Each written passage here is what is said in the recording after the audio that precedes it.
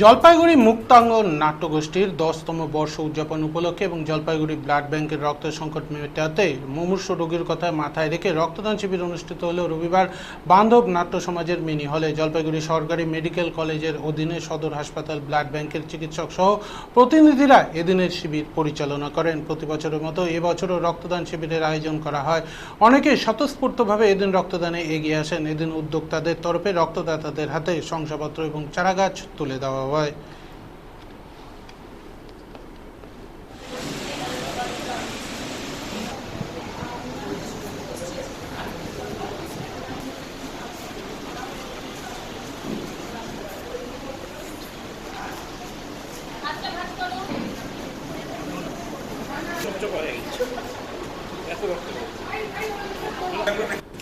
জলপাইগুড়ি মুক্তাঙ্গন নাট্যগোষ্ঠী 9 পেরিয়ে 10 পা দিয়েছে। সারা বছর ধরে অনেক কর্মসূচি নেওয়া হয়েছে অনুষ্ঠানে, তেমনি আজকে আমাদের ব্লাড ডোনেশন ক্যাম্প চলছে। আমাদের এখন অবধি 15 জন রক্ত দিয়েছে, আরও মানুষ দেবে।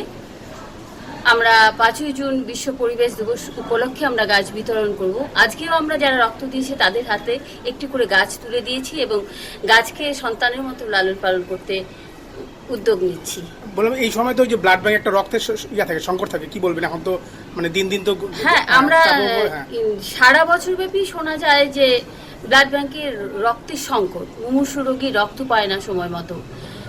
এইরকম উদ্যোগ আমাদের প্রায়ই নিতে হবে, সকলকে নিতে হবে এবং প্রচুর মানুষকে এগিয়ে আসতে হবে, তাহলে আমরা এই সংকট থেকে মুক্ত হব। আপনার নাম পরিচয় বলুন। আমার নাম রীনা ভারতী, জলপাইগুড়ি মুক্তাঙ্গন নাট্যগোষ্ঠীর নাট্য পরিচালক।